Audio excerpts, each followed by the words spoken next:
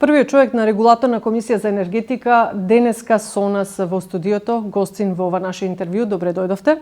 Добре ве најдов и благодарам на поканата. Веднаш со прашањата тргнуваме. Кризата во Украина, руската инвазија на Украина си го направи своето, како во Европа, така и кај нас. Колка ви се штетите, каква е рефлексијата од таквото сценарио на домашен терен? Апсолутно, веднаш кога започна неоправданата инвазија на Русија врз Украина, веднаш цената на нафтата на светските берзи драматично почна да расте и достигна нивоа како што имало во 2008 година.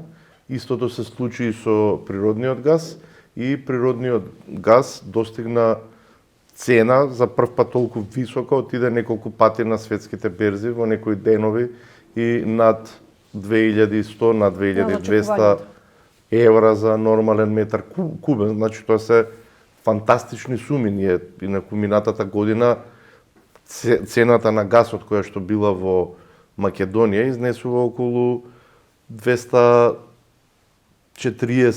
220-230 евра за нормален метар кубен. Значи имавме периоди сега во годината каде што беше за 10 пати повисоко и апсолутно тоа негативно се одрази, особено сега во месец април, и така да со ние предвидувања што ги имаме, трошокот за природен газ кој што ќе го платат топланите во Скопје во април сега ќе биде ист како што беше во јануари. Значи и ние и во јануари велевме дека имаме исклучително високи цени. Но се очекуваше што ќе дадат најавите дека ќе се така нормализира. Во февруари имаше одредено нормализирање со исто така високи цени и март беше, да речеме, бидејќи набавките, купувањата беа направени во февруари пред руската инвазија, така да и во март имаше одредена стабилна ситуација. Но за жал во април ќе платиме ист трошок за природен газ за потребите на греењето во градот Скопје, исто како што би платиле во еден најударен месец како што е во јануари. Значи сето тоа има драматично влијание. Исто така како што се сеќавате и по започнувањето на кризата имавме драстично зголемување на цената на нафтените деривати. Имавме две енормни поскапувања, ние како регулаторна комисија за енергетика што ги направивме, па потоа почнаа да се намалуваат, па имавме неколку драстични намалувања, но како и да имаме една целосна нестабилност на сите пазари, на пазарот на нафтените деривати, пазарот на природниот газ, исто така и пазарот на електрична енергија. И ова кога споменувам пазари, не мислам само Македонија, бидејќи ние се реферираме кон берзите во Европа, мислам на цела Европа и за жал овие се ситуации кои што се незапаметени.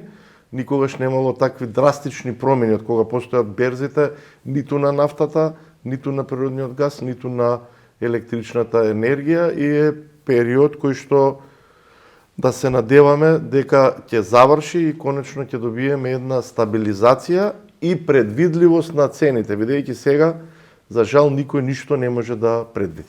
Сепак можеме ли малку да здивнеме кога е во прашање природниот газ, затоа што снабдувањето со природниот газ, затоа што еве грејната сезона лека полека е зад нас, дали имаме некој така полежерен период, полежерен терен за дејствување? Значи во делот на затоплувањето на градот Скопје преку системот за топлинска енергија можеме да здивнеме, бидејќи нема да има проблеми со природниот газ. Грејната сезона треба да заврши по правило на 15 април, доколку има потреба ќе работи до крајот на месец април. Така да во тој дел како најголем потрошувач е Тето Скопје на природен газ и топланите во градот Скопје. Но би бил ја задоволен доколку имаме нормализирање на цената со цел Тето да може да се работи и во мај, и во јуни, и во јули, како што се случуваше тоа изминатите неколку години, кога имаме и рекордно производство на Тето на електрична енергија, исто така имаме 2 години поред имаме рекордна потрошувачка на природен газ. Значи реални ли се тие очекувања за велите нормализирање на цените? Значи кога зборам за нормализирање, враќање на старото нормално, кога цените за природен газ беа помеѓу 200 до 250 евра за нормален метар кубен, тоа треба да го заборавиме. Ја кажувам сега да имаме една ситуација постабилна, да имаме околу 700-800 евра за нормален метар толку енормни тие кубен. И истото тоа го мислам и за електричната енергија. Ние имавме периоди кога започна инвазијата и цената на електричната енергија на берзата во Хупекс. Во Унгарија Хупекс, која што е референтна и за нашиот пазар, цената достигна на електрична енергија, достигна некои денови 500 евра за мегават час. Инаку за споредба, во првата половина на 2021 цената на електричната енергија беше помеѓу 50 и 60 евра за мегават час. Значи, тоа е сериозен проблем пред се за компаниите кои што немаат предвидливост, не можат да се ги предвидат своите трошоци и за електрична енергија, и за природен газ, и за нафта, а се разбира, тоа и текако влијае и на цените на електричната енергија кои што ги определува Регулаторната комисија за енергетика. Вие како човек кој што ја следите постојано оваа специфична сфера, овој специфичен ресор, верувате ли во едно сценарио кој што го најавува Русија за целосно стопирање на испораката на газ? Веќе во Европа гледаме така наречена енергетска војна, затоа што владее тој голем страв кај земјите од Европската унија за снабдување со газ. Што би се случило тогаш? Иако ние не сме, да речеме, директни зависници од газот во Русија. Значи, ние имаме една енергетска криза во Европа која што започна некаде од август-септември минатата година и дојде до едно зголемување на сите цени. Во однос на тоа како би се одразило кај нас, во однос на природниот газ, гледате, прво има и некои земји членки на ЕУ што најавуваат дека се подготвени и да не купуваат руски природен газ.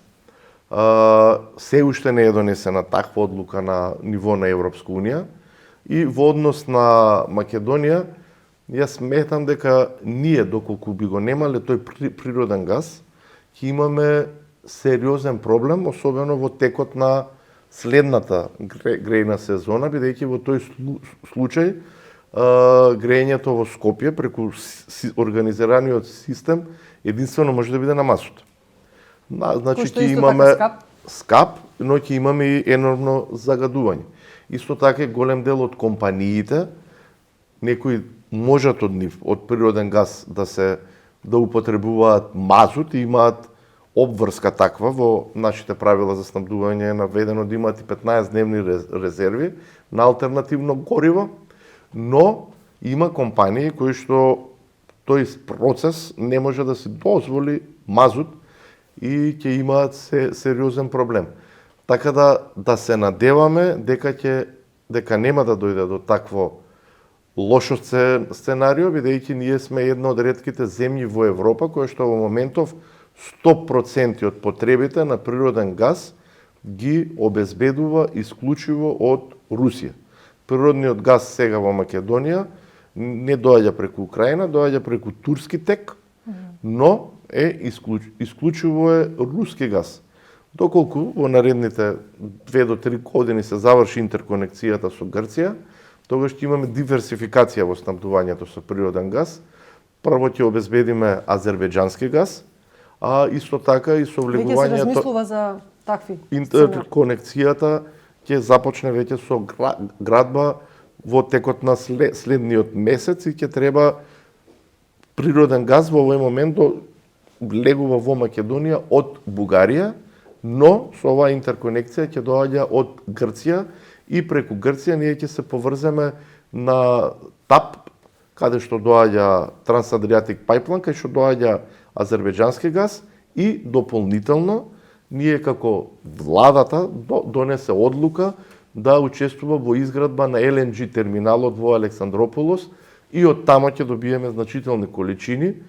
Од Александрополос се негде предвидувањата 500 милиони нормални метри кубни, тоа да речеме повеќе од таа потрошувачка што имаме на природниот газ и дополнително ќе добиеме 2 милиарди и 800 нормални метри кубни од азербејџанскиот природен газ преку ТАП проектот, така да и текако нема да зависиме тогаш од рускиот газ и дополнително планот е Македонија да стане транзитна земја и нашиот систем за природен газ да се поврзе и со Косово и доколку има потреба и со Јужна Србија, бидејќи им е поисплатливо преку Македонија да иде снабдувањето, отколку да шират своји мрежи. Така да во овој момент би имале сериозен проблем доколку останеме без природен газ, бидејќи нема од која друга земја да купиме, но во наредниот период ја верувам дека ќе дојде до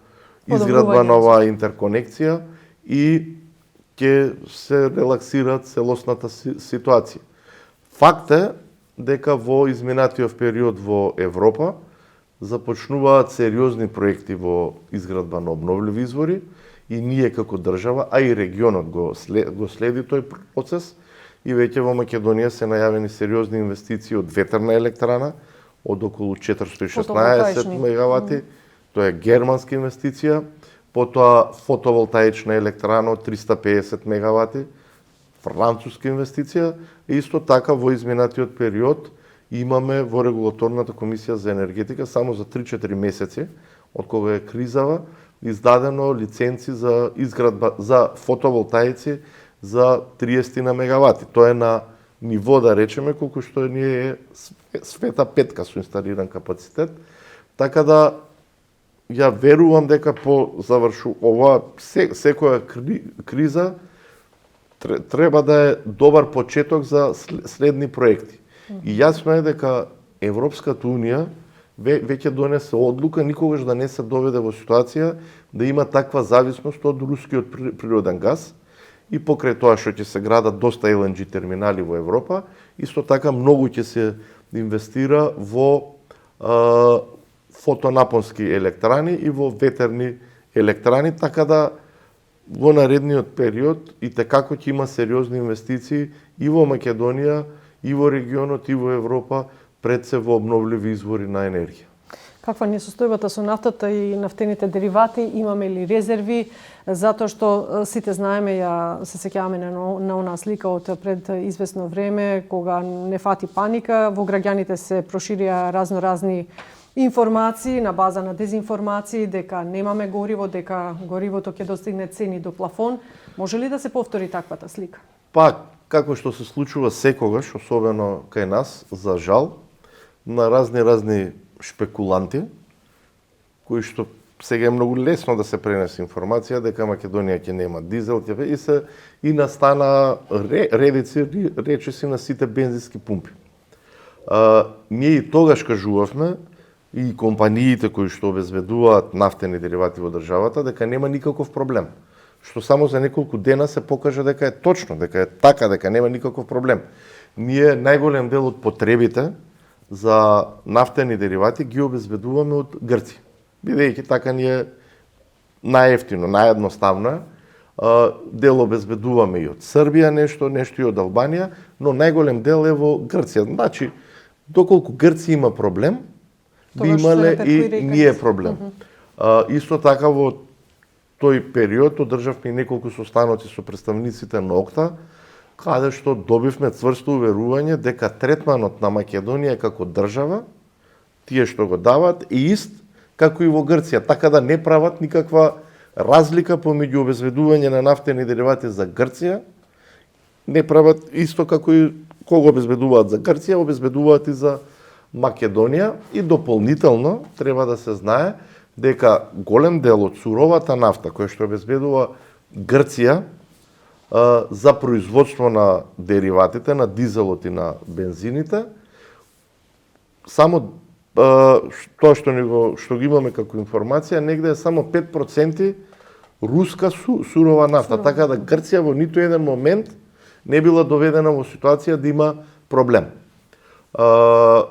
Она што се очекува и што се гледа на берзите е дека имавме, и тоа се рефлектира кај нас во цените и во Европа, имавме драстично зголемување на цената на дизелот во однос на бензините, но тоа е во време на криза, во време на војна, вообичаено е многу повеќе да се троши дизелот, но во овој момент реално е дека Македонија немаше никаков проблем во обезбедувањето на нафтените деривати и тоа си функционира. Значи, јас и сега ја користам оваа прилика да не подлегнуваат граѓаните на шпекулации, бидејќи во однос на нафтените деривати немавме и немаме никаков проблем и не се очекува да имаме некој посериозен проблем.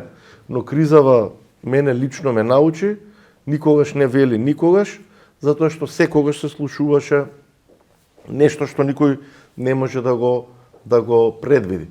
Така да во делот на нафтени деривати не се очекува да има некакви проблеми. Знаете какво имаше и разноразни експерти кои и во септември и во октомври убедуваа дека ќе има рестрикции на електрична енергија, дека ќе нема електрична енергија, дека цената за домаќинствата ќе поскапе 50, 100%, 120%, како ќе им текнеше. За жал, и некои медиуми тоа го пренесува и се ширеше паниката. Денеска сме 11 април, се виде кој ја кажувал вистината, кој ширел лаги и дезинформации. Македонија беше една од ретките земји во регионов кај што немаше рестрикции. Да, имавме проблеми со производството на елем, но тоа беше надоместено преку производство на тецна готина и исто така елем, односно поново ЕСМ, склучи договор со ТЕТО и во текот на јануари, и во февруари, и во март беше обезбедувана електрична енергија и немаше никакви рестрикции. Да, трошоците за набавка на електрична енергија беа зголемени кај ЕСМ, тоа е факт, но тие трошоци беа покриени од страна на државниот буџет. Впрочем, сите земји во регионот, а и во Европа, така правеа.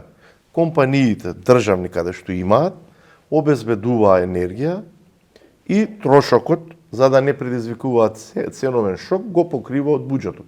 Тоа го прави Албанија, тоа го прави Косово, Србија го прави. Понатака во одредени земји имаше директни субвенции кај потрошувачите, особено во земјите членки на Европската унија, тоа го направи една Франција, тоа го направи една Германија, така да ние не треба да се однесуваме дека немало никаква криза. Имаше криза, имаше проблематични периоди, но со добро менаџирање се надмина овој период.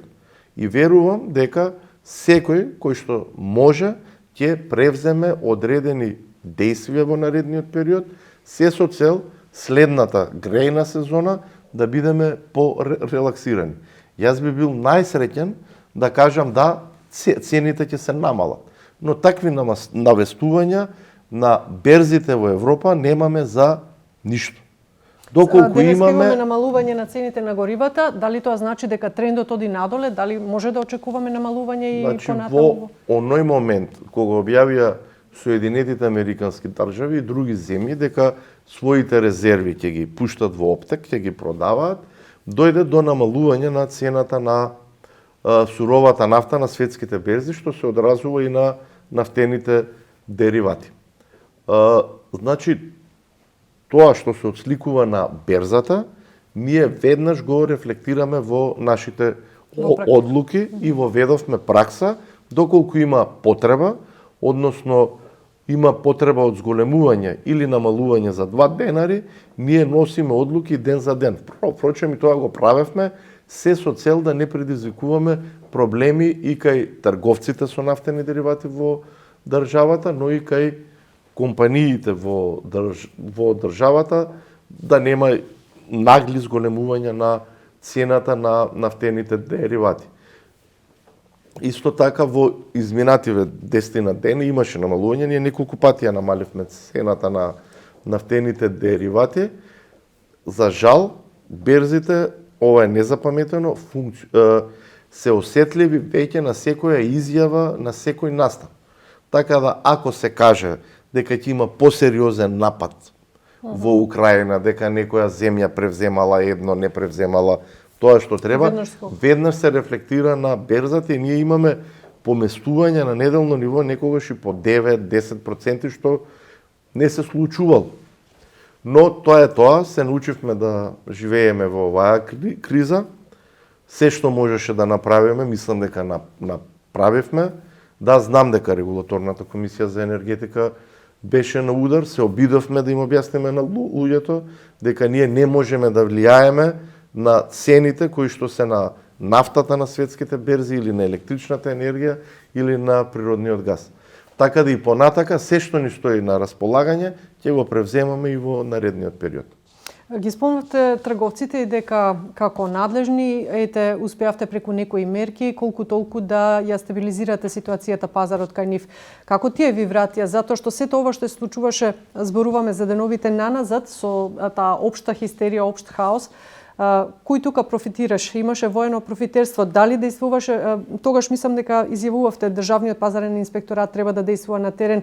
Кои се, да речеме, казните кои што беа спроведени? Имаше ли казни? Како Државниот пазарен инспекторат дента кога се појавија тие шпекулации, дојде и до регулаторната комисија за енергетика и се појави и во јавноста. Веднаш излезе на терен и тие бензински кои што иако има нафтени деривати не продаваа, беа превземени одредени санкции. Потоа тоа беше сигурно на сметка на тоа за поголема заработка. За поголема заработка, но потоа се стабилизираше во овој дел ситуацијата. Ние помеѓу другото превземавме и намалување на маржата, бидејќи за 33% и кажавме дека кога ќе се стабилизираат тие цени на светските берзи, ние ќе им ја вратиме и маржата на трговците, бидејќи реално и тие имаат сериозно зголемени трошоци, бидејќи нивната набавка на електрична енергија за нивни потреби е зголемена, трошоците за транспорт кои што ги имаат апсолутно се зголемени, дизелот пред една година ова време беше 55 денари, сега е 80 денари, така да јас сакам да им изразам, имаше незадоволство и има незадоволство кај трговците со нафтени деривати заради намалување на маржата, но во наредниот период, доколку постои можност, и побаравме трговците да ни достават податоци. Беа ли казнати тие што го направија тој чин? Мислам дека државниот пазарен инспекторат затвори неколку бензински пумпи и тоа е тоа што може да го превземе државниот пазарен инспекторат. За жал регулаторната комисија за енергетика нема такви ингеренции. Нема ингеренции врз основа на работење на бензински пумпи. Ние регулираме трговија на нафтени деривати на големо, на мало немаме никакви ингеренции. Така да овие бензински пумпи се вратија во нормала, разбраа дека мора да се работи еснавски, дека кризата е и за сите. Дека да и тие ќе имаат проблеми, но мислам дека ситуацијата сега е стабилна и доколку и е во насока на стабилизирање на цената на нафтата на светските берзи. Претходно ја спомнавте електричната енергија, струјата, како што вели народот.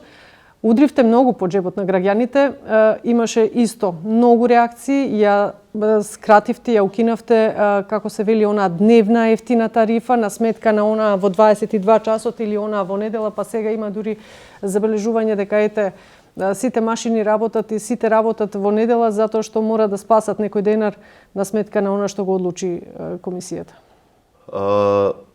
Значи, поведувањето на ефтината тарифа ја чинеше државните компании, особено ЕСМ, 16 милиони евра на годишно ниво. И тоа беше издржливо во услови кога ЕСМ продаваше вишоци на електрична енергија и тоа беше издржливо во услови кога производството беше во некои нормални рамки. За жал, ние имаме како држава проблем со домашното производство на електрична енергија од ЕСМ и тоа не е процес што се случил само во овие 2, 3 или 5 години, тоа е последниот сериозен енергетски објект кој што ги имаме направено како држава, кажувам, е термоелектраната во Битол. И негде е таа 88-89. 30-40 години ние живееме на стара слава дека имаме енергија. Не, ние повеќе немаме енергија. Резервите на јаглен ни се при крај и тој јаглен кој што ги имаме и со исклучително лоша калорична вредност, поради тоа термоелектраните испаѓаат од мрежа многу често И се доведовме во ситуација во критични периоди како држава да увезуваме јаглен. Рбетот на независноста на македонската енергетика, а и на македонската држава беше токму јагленот, бидејќи беше наш. Не зависевме од никој. Но јагленот го имавме и го потрошивме. И тоа што го имаме до сега, апсолутно сум за тоа да се искористи, бидејќи во Европа почнаа да работат термоелектраните.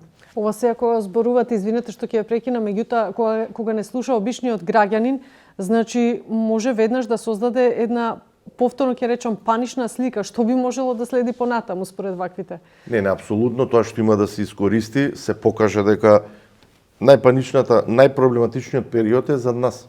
Се обезбеди и јаглен, се обезбеди и мазут за ТЕЦ Неготино, се склучи договори со ТЕТ-от. Значи, од аспект на рестрикции, ние ќе немаме проблем. Од аспект на цени? Од аспект на цени, да, тоа има влијание врз цената, пред се производната цена на ЕСМ, бидејќи се увезува јаглен. И дополнително имавме една лоша хидроложка година, како што беше минатата година. Ја верувам дека оваа година од хидроложки аспект ќе биде далеку подобра. Значи, ќе имаме и хидроенергија и дополнително сите компании ќе влезат многу поподготвени отколку што влегоа оваа година.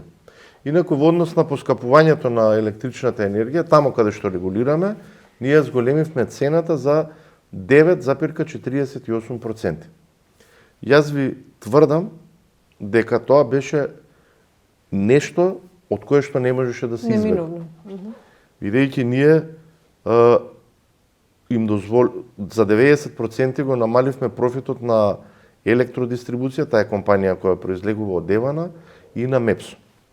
Трошоците за загуби не ги признавме тие реалните кои што се очекуваат да бидат, туку ги признавме многу пониски од тоа. Исто така направивме еден маневар со тоа што производството на електрична енергија од повластени производители, кое што е негде околу 100 евра за мегават час, да не прави притисок врз цената на домаќинствата, го префрливме да оди целосно кај компаниите на слободниот пазар. Бидејќи тоа беше во корист на компаниите. Во државата, бидејќи на слободниот пазар цената беше околу 250 евра за мегават час, на овој начин компаниите добија 237 милиони киловат часови по цена од 100 евра, што е за 2,5 пати пониско од таа што беше пазарната. И некаде товарот врз компаниите е намален за 35 милиона евра. Да, на слободниот пазар факт е дека овие компании имаат зголемени трошоци за електрична енергија. Едноставно се најдовме во ситуација да мора да се превземат овие чекори со цел да го одржиме колку што можеме нормалното работење и на ЕСМ, и на МЕПСО, и на компаниите кои што произлегуваат од Евана. И сега сите што велеа дека Евана остварувал толку профит во 2021, ја верувам дека ќе најдат доблест, ќе се извинат пред се на македонската јавност, а и на регулаторната комисија за енергетика, да видиме ние тоа со нашите цени, какви профити сме им обезбедували. Заврши годината, завршните сметки на сите компании се доставени до управата за јавни приходи, дојдени се и до регулаторната комисија за енергетика. Сега да видиме кои се тие експерти кои што кажуваа дека ние со нашите одлуки сме обезбедувале енормни профити. Значи, во време на шпекулации, во време на криза, многу е лесно да шпекулираш и да кажуваш тоа што ќе ти текне. Многу е тешко да се превземат мерки, дури и да бидат непопуларни. Зарем јас би сакал да носиме одлуки за зголемување на било кој енергент? Со секоја одлука ние кога зголемуваме нешто, јас знам дека влијаеме на буџетот не само на граѓаните, туку и на компаниите. Но некои мерки, некои чекори едноставно мора да се превземат. Имавте обвинување дури дотаму додека вие имате луксузни ручеци надвор од државата во некои ексклузивни места, сето тоа го правите на сметка и на грбот на граѓаните, додека граѓанинот сврзува крај со крај. Па вага, видете се, тоа се, како да ви кажам, јас прво таму отидов на покана на од регулаторните тела во Босна и Херцеговина, бидејќи помеѓу другото сум и председател на бордот на регулаторни тела во рамките на енергетската заедница, значи на 9 земји. Меѓу тие земји е и Украина, и Србија, и Босна и Херцеговина. И на тој енергетски самит учествува и министри, учествува председатели на сите регулаторни тела во Босна и Херцеговина. И отидов како председател на ИСРБ, да не го оптоварам буџетот на регулаторната комисија за енергетика. Трошокот ми беше покриен од организаторот на настанот, аз си отидов со свој собствен автомобил. Регулаторната комисија за енергетика е оштетена 0 денари. Но кај нас има такви и Фејсбукот е доста активен, има доста воајери, се занимаваат и тие луѓе што го направиле тоа, нека им служи на чест. Ја знам и кои ме сликале и како ме сликале, а не знам они па со кои пари биле таму во Дубровник, но тоа ќе се обзнани, тоа ќе се покаже секогаш вистината излегува на виделина, така да тоа е дел од една прљава и црна кампања, затоа што имаше одредени структури во државата, па се навикнав да ви кажам искрено, кои што во време на криза кажуваа само мерки кои што знаат дека не се применливи. Ајде да најдеме природен газ во 2022 што е поевтино од 2021. Ја викам да го најдем, ајде да го најдем. Тој што ќе го најде, тој треба да му дадеме Нобелова награда. Или тој што ќе најде поевтина нафта во Македонија, да каже ние не зависиме од светски берзи, ние ќе си наоѓаме своја нафта и таа ќе биде најевтина во Европа. Еве, нека се најдат експерти такви, нека го најдат тоа трговци кои да е. Ја мислам дека тие ќе бидат најпочитуваните луѓе во државата и може да бидат председатели, премиери, се што сакаат може да бидат, ако ја обезбедат на Македонија нафта надвор од тоа што е на светските берзи или па природен газ. И сосема кратко и директно, дали на граѓаните можеме да им ветиме можеби е претежок збор, меѓутоа може ли да ги утешиме дека нема да има енормно покачување на струјата барем во догледен период? Апсолутно дека нема да има енормно покачување. Ние работиме на измени на тарифниот систем, правиме анализи за воведување на блокови на потрошувачка кај домаќинствата, со што сакаме тие кои што ја трошат рационално електричната енергија и имаат помала потрошувачка, да имаат пониска цена и како ќе се зголемува потрошувачката, така да расте цената. При тоа, потикнат од еден мејл кој што го добив од една граѓанка од Битола, која што кажа, ја во Битола живеам во зграда, организирано парно грејење немам, не можам дрва да носам во зграда, се грејам на струја. Значи, ќе ги имаме во предвид и овие очекувања на граѓаните. Ако зборувам, имаме сериозен проблем со енормна потрошувачка на електрична енергија кај домаќинства. 1% од домаќинствата користат 20% од електричната енергија потребна за домаќинствата. Зашто ги користат, не знам. Дали ги користат за грејење само, дали за загревање на базени, дали за копање биткоини, како и да е. Апсолутно не водат сметка. Тие што трошат енормно, значи имаат пари. Ако имаат пари, ќе се плаќат по повисоки цени. Ние само ќе испратиме сигнал. Ама на сметка на тие трпат и оние што немаат. Тие што немаат, нема да оди тоа на нивна сметка. Тој што троши во рамките на некоја нормала и такви ќе бидат блоковите, зашто ќе отвориме јавна дебата. Ќе отвориме дебата каде што ќе бидат вклучени и електрофакултетот, машинскиот факултет, реномирани и вистински експерти и ќе разговараме за оваа тема. Ако не е добра таа опција, не е добра, нема да ја воведеме. Но поентата е, кај тие што енормно трошат, да им дадеме сигнал да си ја намалат својата потрошувачка на електрична енергија. И при тоа, овие домаќинства кои што имаат разумна потрошувачка, апсолутно дека нема да бидат оштетени. Благодарам за овие исцрпни одговори. Беше ова првиот човек на регулаторна комисија за енергетика, господинот Марко Бистимовски. Вам, почитувани, ви благодарам за вниманието.